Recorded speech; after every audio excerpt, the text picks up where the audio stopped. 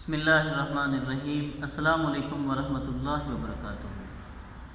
میں ہوں قاری اللہ نواز، میری طرف سے تمام کو سلام پہنچے۔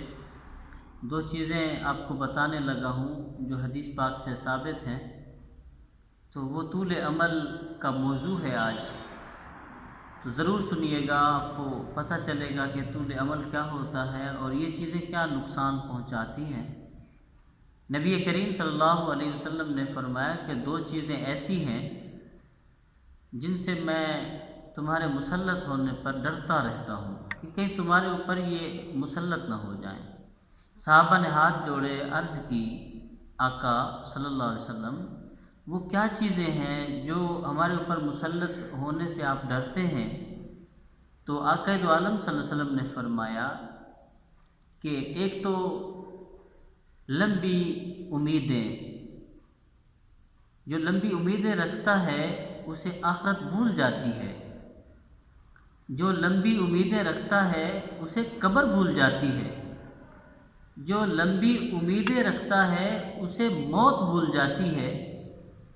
لمبی امیدیں رکھنے والا اپنی زندگی کو یہ سمجھ بیٹھتا ہے کہ میں نے ساری ہمیشہ کے لیے بس اس دنیا میں رہنا ہے۔ جب بندہ آخرت بھول جائے گا، جب بندہ موت کو بھول جائے گا، جب بندہ قبر کو بھول جائے گا، جو قرآن کے فیصلے ہیں، جو اللہ کے فیصلے ہیں کہ زندگی مختصر ہے، ختم ہو کے تم نے اگلے جہان چلے جانا ہے، پھر اگلے جہان کی تیاری نہ ہوگی تو سمجھ لو کہ تمہاری آخرت بھی برباد ہو جائے گی اور تمہاری دنیا بھی برباد ہو جائے گی۔ نمبر 1۔ نمبر 2، خواہشات کی پیروی، جسے اندر یہ ہے نا دل، اس دل کے اندر خواہشات ہوتے ہیں۔ خواہشات کے اندر کیا چیزیں، وہ بھی آپ کو میں وضاحت سے بتا دوں۔ وہ یہ چیزیں ہوتی ہیں بھائیوں یا بہنوں، غور سے سنو، کہ میرے دل کے اندر یہ بات ہے کہ مجھے گاڑی مل جائے، میرے دل کے اندر یہ بات ہے کہ مجھے اتنی بڑی عمارت میں بنا لوں، یہ میری خواہش ہے۔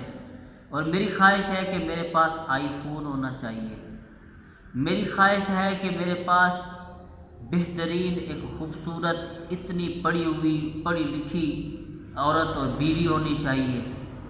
اس خواہشات کو پورا کرنے کے لیے حق جاتا ہے جائے،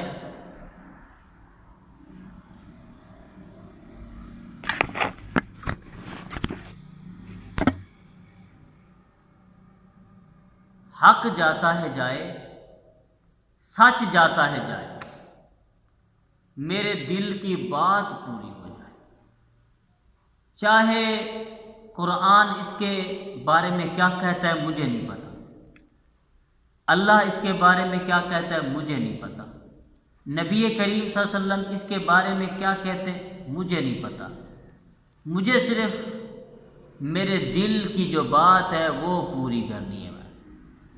چاہے حرام ہے، چاہے حلال ہے، چاہے ناحق ہے، چاہے جھوٹ ہے، خواہ کچھ بھی ہے، خواہشات کی پیروی میں نے کرنی ہے۔ میں نے نہیں دیکھنا رشتہ داروں کو، میں نے نہیں دیکھنا اللہ اور اس کے رسول کو، میں نے نہیں دیکھنا اپنے ماں باپ کو، جو مرضی ہوتا ہے ہو جائے مگر میرے دل کی یہ خواہش پوری ہو جائے۔ اب بتاؤ نبی کریم صلی اللہ علیہ وسلم کا کیا مقصد تھا؟ کہا کہ لمبی امیدیں آخرت کو بلا دیتی ہیں اور خواہشات کی پیروی حق اور صداقت سے روک دیتی ہے۔ تمہیں حق اچھا نہیں لگے گا، سچ بھی اچھا نہیں لگے گا۔ جب نبی آتے تھے ہم سے پہلی امتوں کے پاس تو وہ کیا کہتے تھے نبیوں کو؟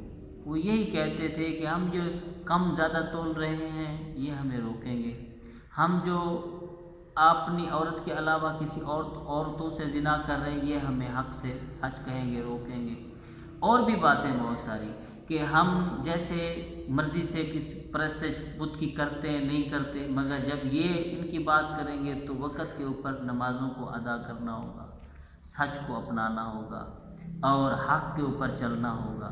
ان کو یہ اندر کی جو چیزیں تھیں یہی ایمان نہیں لے آنے دیتی تھی، کہ ان کی جو اندر کی انانیت تھی، جیسے ان کا رویہ چل رہا تھا وہ اس کے اوپر ہی اپنی زندگی کو خوشی خوشی چلانا چاہتے تھے، اور اللہ کے رسول اور سچ کی طرف وہ نہیں آنا چاہتے تھے۔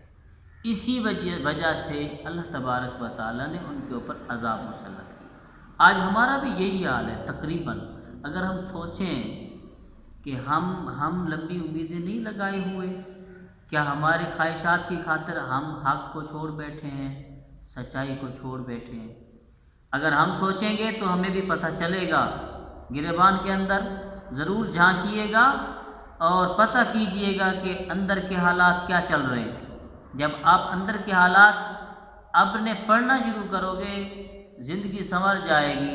تھوڑی سی زندگی ہے، اللہ اور اللہ کے رسول کے راستے کے بتائے ہوئے احکامات پر لگاؤ، یہ زندگی ختم ہو جانی ہے، چند دن کی ہے۔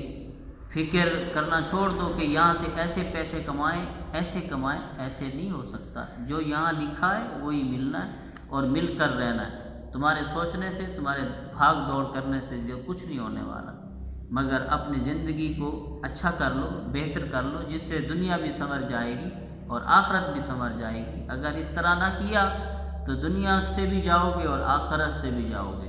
اللہ تبارک و تعالیٰ سے دعا کرتا ہوں یہ جو دو باتیں نبی کریم نے صلی اللہ علیہ وسلم نے بتائی، اس کے اوپر ہمیں عمل کرنے کی توفیق عطا فرمائے۔ آمین ثم آمین۔